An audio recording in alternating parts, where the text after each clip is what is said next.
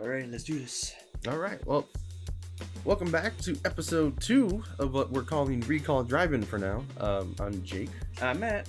and we are on a quest here to get Matt caught up to a shit ton of movies that he just hasn't seen for some goddamn reason. And number 2 on the docket, continuing with spooky season, is the fabled Wolfman. 1941 Lon Chaney Wolfman. I still don't get how you can be someone horror movies, comic books, all that stuff, and you haven't seen the Universal monster movie. And that's another thing. He's one of like the top 3 monsters. Like, if you want to make a new thing, you gotta have vampires, you gotta have werewolves, and you gotta have mummies. Yeah, or Frankenstein's or Dracula. Yeah, something. they're the switch hitters. Yeah, I always saw the big ones through that as Dracula, Frankenstein, and for me, Invisible Man. The Invisible Man is so fucking good. It's stupid. We're definitely gonna have to get to that one sooner or later. Yeah. But yeah, once again, we're covering Wolfman, 1941. This is taken from Wikipedia, just for those not in the know. The Wolfman is a 1941 American horror film written by Kurt Siodmak and produced and directed by George Wagner. The film stars Lon Chaney Jr. in the title role, Claude Rains, Warren William, Ralph Bellamy, Patrick Knowles, Bela Lugosi, which was awesome to see him in there. Bela Lugosi. Yeah. Evelyn Ankers and Maria Ospinkaya. I'm not sure if I'm pronouncing that correctly. They star in the supporting roles. The title character has a great deal of influence on Hollywood's depictions of the legend of the werewolf. The film is the second Universal Pictures werewolf film, preceded 6 years earlier by the less commercially successful Werewolf of London. That was from 1935. But of course, not a lot of people have seen that. It's not as known as this one. And the film is part of the Universal Monsters movie series and is of great cinematic acclaim for its production. So, yeah, what's funny is the one that everybody knows is actually the second Wolfman movie. Yeah, almost like how I haven't even seen Wolfman of London. it's kind of like how everyone knows Terminator 2 and not as much as Terminator. Oh, I know. And everybody's like, "Oh, it's a sequel." Yes, there's a 2 in the fucking. It's a fucking 2, but not so much with this one, because of course there's no. And actually comparing it to the Count, he's kind of a step down slightly. Yeah, Lon Chaney Jr. is great. He's pretty much great. He's fantastic. Lon Chaney's great and everything. Just the story was kind of me. Yeah, it was a little. It definitely has a different feel from Dracula. Because let's see, we're talking 41 for the Wolfman, right? Yeah, 41. Dracula was in 31. So just a 10-year difference. We have 10 years of more, writing experience, all that stuff in film. And also a big difference was a soundtrack in this one. Oh, yeah. Because Dracula didn't even have a soundtrack. No, it barely maybe had some violins at some part, maybe. Yeah, I love that about Dracula. There was actually, there's no soundtrack in Dracula. I actually liked it for that. This one is definitely a step up as far as like music. Set value and stuff. Yeah, set value, production. You can tell that they've learned things along the way. The writing, while the story, like we say, it's still, I think, probably a little more solid in terms of transitioning between different things. I guess, from scene 1 to scene 2, scene 3, all that kind of shit. And also, I feel like they were kind of playing up a little bit of a paranoia between the town and Larry. Mm-hmm. Yeah, that's right. The famous Wolfman's name is Larry. The Wolfman's name is Larry. Now, with me, the problem is I'm a huge fan of Mary Shelley's Frankenhole. So for me, that's my Wolfman. And he was a much cooler Wolfman. He's so similar. Like, after you see that, you can see very much where the inspiration came from. It feels like that could have been Wolfman episode 2 to Wolfman episode 1, which was this movie. He's like, I love you, baby. Don't you see? Like, and it's total 40s. Like, overacting kind of shit. Why? Yeah. Why did it work? Yeah, exactly. You can definitely see where that came from. But yeah, his name's Larry Talbot, which is pretty awesome. And Larry is a prodigal son returning home after his brother mysteriously died of a wolf attack. And also, gypsies are in town. Yeah, that's usually how it goes. Gypsies, werewolves, pentagrams, all that kind of mess. That's actually a thing I don't think they ever touched on again Yeah. in werewolf mythology, that supposedly the werewolf himself, sees a pentagram on himself. Yeah, which is kind of weird.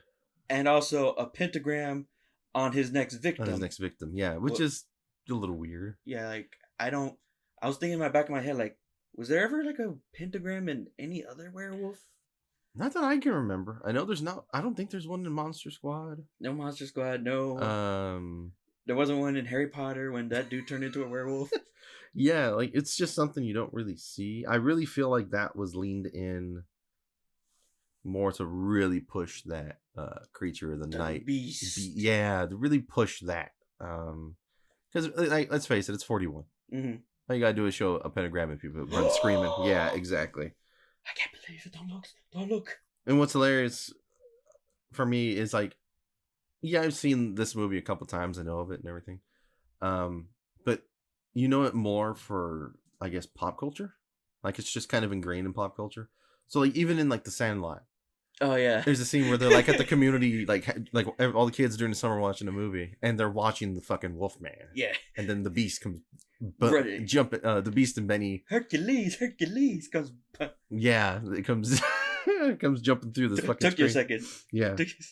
Which was funny, too, because when we were actually watching that, and when that scene comes up, Jake leaned over and whispered to me, and then Benny the Jet came running through. And then Benny came running through, yep. So let's see. Yeah, of course, this was released in 41, so that would make Matt negative 54 years old. Me negative 44. And also, now that we're speaking about the werewolf lore, this movie, there was no mention of a full moon that turns him into the werewolf. They never said full moon. It was just at night he turned into the wolf. Yeah, I don't remember them saying actual full moon. It just and they never showed a full moon. They never showed a full moon either, yeah. But silver is still the motherfucker's weakness. Yeah, silver was still his weakness because he had the cane that had like a silver wolf head on it. Yeah. And he bludgeoned the shit out of somebody with it. Yeah, he bludgeoned the shit out of the first werewolf in the movie. Because technically he's the second. Right. And he was saving. Also, we gotta mention this. Larry's kind of a skis. Larry's a bit of a fucking creep. Yeah. The first thing he does after he gets home, sees his papa, he's like, "Hello, father. Welcome. I'm so glad to be back. Sorry about my brother." And the first thing his dad says is, "I got a telescope. You want to go check it out?" It's like, okay, what? In movie lore, unless they're a scientist, if you have a telescope and you're not a scientist, you're pervin. You're diehard pervin. That's just how it goes. And that's the first thing Larry does when he gets the telescope. Yep. He's like, who's that? I even think I think it's a Rear Window. I'm pretty sure in Rear Window that's kind of how it is too. 1954. And the Rear Window, the lesson there is mind your fucking business. Mind your fucking business. Yeah. Have you seen that one? No. With Jimmy Stewart? That's another one though. That's just so ingrained in pop culture that you haven't seen it, but you know. Yeah. You know the gist of it. It's been in so many shows, cartoons, everything. It's been parodied over and over and over again. You just kind of know. But yeah, that's kind of how Rear Window is too. Also, how many remakes of that movie have there been? Of Rear Window, I'm actually not too sure. Because I'm pretty sure there was one with Shia LaBeouf in it. One with Shia LaBeouf? Or like a Disney Channel actor who kind of had that same like look. I have no idea. I just know I've seen the original 54 with Jimmy Stewart, and that's a great movie. Mm-hmm. But yeah. Anyway, back to Wolfman though. Yeah, Wolfman. Larry's a ski. He after he spots the girl in the telescope, and he sees, oh, she's running a shop. Oh well, let me go on down to that shop. Let me get something. And the first thing he does, he's like, oh, how did I know about your daffodils in the? Because I'm a psychic. Yeah, he starts like. Son of a bitch. He really lays it on thick in this movie. No means no, Larry. Yeah, I know it was a different time and shit, but it's even by today's standard, it's fucking creepy. Yeah, but it's like, oh, he fucking spies on this chick. He does all that, and then she, of course, it's 41. She's playing dumb. Oh, how do you know? And like you said, it's like, oh, I'm psychic. It's like, blow it out your ass, dude. That should deserve, like, nowadays that should have gotten you a slap, call from the cops. Yeah. But, back in that day, that would have been like, oh, he's such a charming young lad. Exactly. Back then, yeah, they would have fucking insisted that he Oh, do it. you. Yep. Um, And then somehow that motherfucker gets two ladies to go with him to go see the gypsies. He does. And that doesn't turn out well for one of the ladies. No, but we do meet Bella, the Romani fortune teller, played by Bella Lugosi. Go figure. Bushy. I thought that was really great. Again, they only had like 10 actors back in the day. Oh no, they had like fucking the same 5 actors. They're like, fuck it, just use them all over again. Different wig, different clothes. Oh yeah, for sure. But it works. I love stuff like that. I love when like the same group is involved like in the same production company. Then again, we love Kevin Smith. Yeah, I absolutely love Kevin Smith. What was his whole like Jersey saga? Yeah. What was it called again? Smodverse. Oh, the Skewniverse. Skewniverse, yeah. The Skewniverse. Like Jay and Silent Bob keeps showing up. Ben Affleck's there sometimes. Yeah, everybody before he got married. Yeah, everybody plays the same characters over and over again. I love shit like that. Or they'll play somebody else, and we just accept it and keep playing along. Mm-hmm. But yeah, I love when people are part of the same production company. You see them over and over again. Once again, Kevin Smith, the Universal movies, you see that a lot. Stuff with Simon Pegg. Stuff done by Nick Frost, like the Cornetto trilogy. Mm-hmm. Wink, wink. All that stuff. You see them over and over again. A lot of the UK movies, shows, all that stuff, you see the same actors. I guess they're like involved with the BBC. Or like Sam Raimi, how he always has. Sam Raimi always has Bruce Campbell. Yeah, stuff like I love shit like that. I love they gotta stuff eat. like that. It's so cool. But yeah, man, like, what do you think overall? Like, I think it's that actual effect of the Wolfman. The first time you don't get to see like the transformation, right? But like for some reason they show his feet getting transformed. his little feet. You turn into little dog paws. The first they're getting all hairy. I'm like, mm-hmm. Are you sure this isn't Lord of the Rings? Yeah, but when he transforms and stuff, it's not like a violent transformation. Yeah, this time it's not violent. It's just he grows fur, gets a little bigger. I know other movies, it's a violent transformation. Yeah, we're looking at you. I believe it's Werewolf in London. American Werewolf in London. Yeah. And then there's a Twilight movie where they just go Shazam. Yeah, Shazam. And then they're a wolf. Yeah. A really underrated werewolf transformation is the one in Van Helsing with Hugh Jackman. You remember that one? I don't remember that one. Have you seen that one? I have not seen that one. I even put that on the list. Yes, we have a list. You're gonna hear me typing right now. Where's my mouse? It's over there, Jake. Surprised he hasn't thrown it at me yet. There. Van Helsing with Hugh Jackman is actually pretty good. It's super cheesy. But then again, it's Hugh Jackman. It's always it's early good. Hugh Jackman, so yeah. It was like maybe Jesus. I think it was like his 4th, 5th movie, some shit like that. Was it before or after he got? I think it was after X-Men. Because I remember after X-Men, he was a normal dude. Then after X-Men, he turned into tall Logan, literally. Oh yeah, fucking. Sure. You can grind meat on his abs. Yeah, which is gross. But I haven't seen him. But that one, they turn into the werewolf, but your skin is like shedding. Ew. So it's like the skin rips open and like it pops, and like you can see the strands and stuff. But then like it kind of like it just like shreds off, and it actually looks really fucking cool. It's one of the kind of underrated. It's not gory or anything. There's no blood or nothing. It just happens.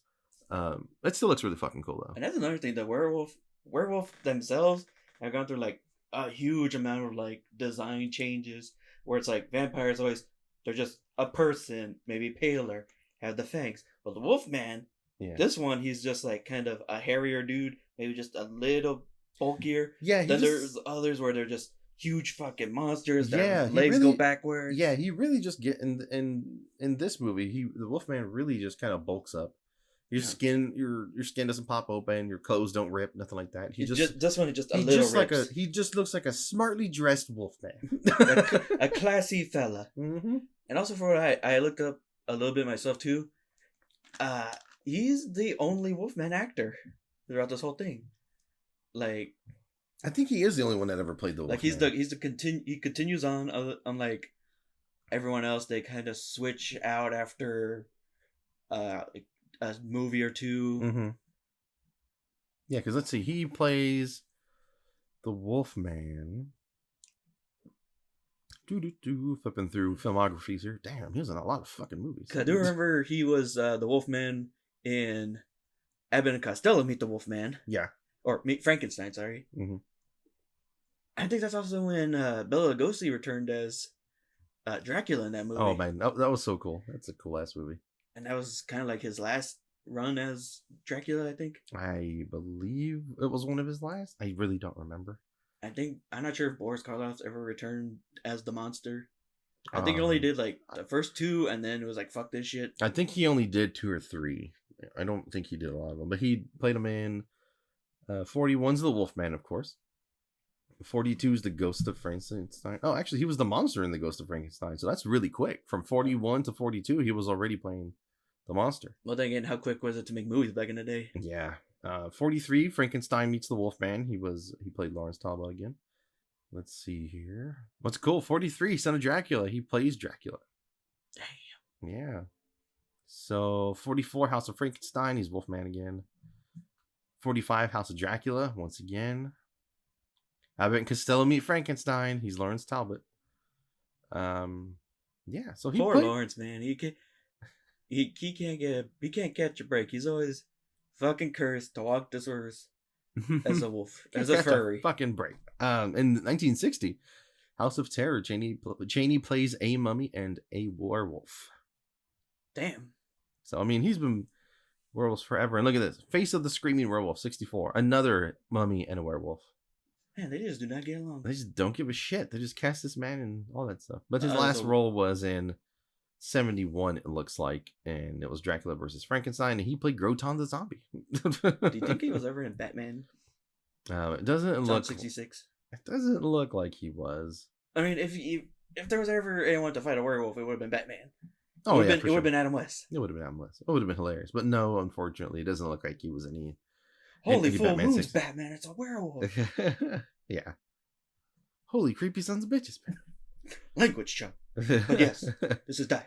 But yeah, I mean, it's a cool movie for what it is. I do kind of feel sympathetic for him after, like, because the whole paranoia angle of, like, did I kill these motherfuckers? I don't remember killing.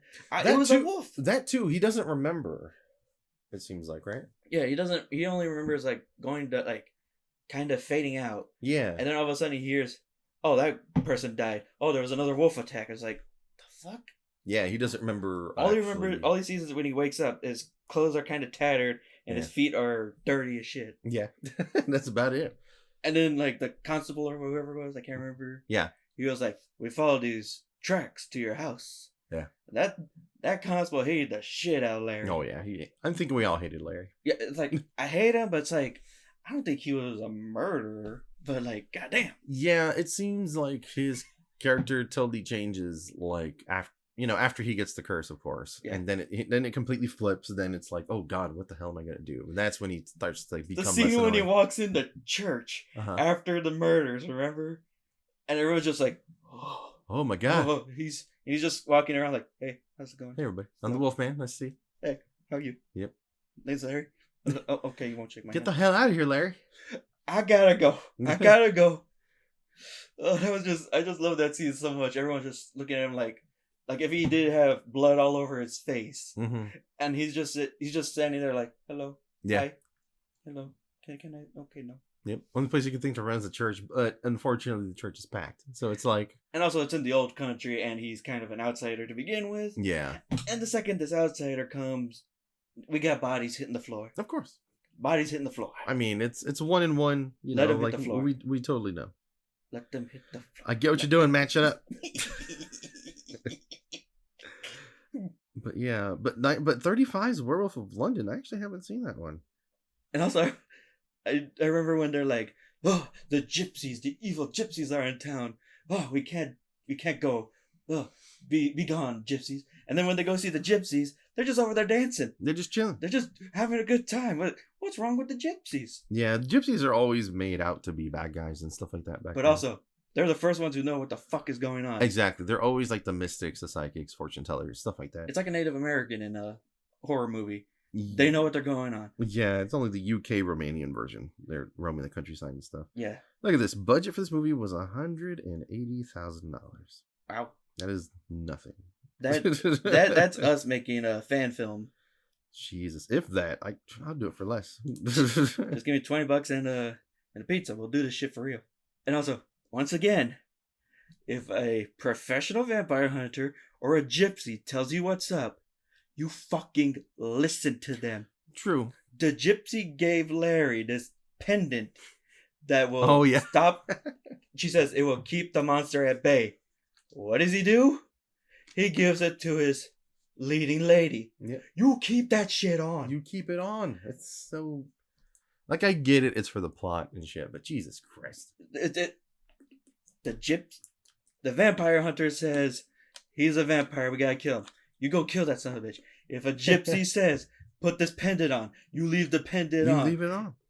If the fucking doctor tells you, don't do this shit, you don't do that shit. Yeah, there's certain people you listen to.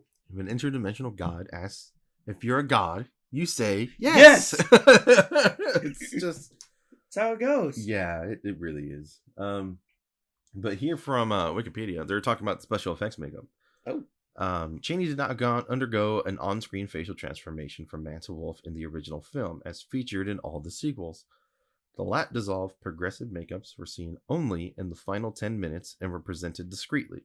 In the first transformation, Larry removes his shoes and socks. His feet are seen to grow hairy and become huge paws, little feets, little fuzzies, courtesy of uncomfortable quote-unquote boots made of hard rubber covered in yak hair. That just sounds uncomfortable. In the final scene, the werewolf gradually returns to Larry Talbot's human form through the standard technique. So, but yeah, I mean, I want to say it was Lon Chaney. His father was known as like man of like 1,000 faces and shit like that. He kind of tried to carry on that tradition. I don't think it was as great as his father's. It's pretty damn good though. We're gonna have to circle around, catch those in a little bit, maybe. Oh, for sure. Well, I mean, Lon Chaney was the original Phantom of the Opera. Oh yeah. Yeah, that crazy looking one with the teeth and shit. That one. Oh yeah, the cool one. Yeah, that one.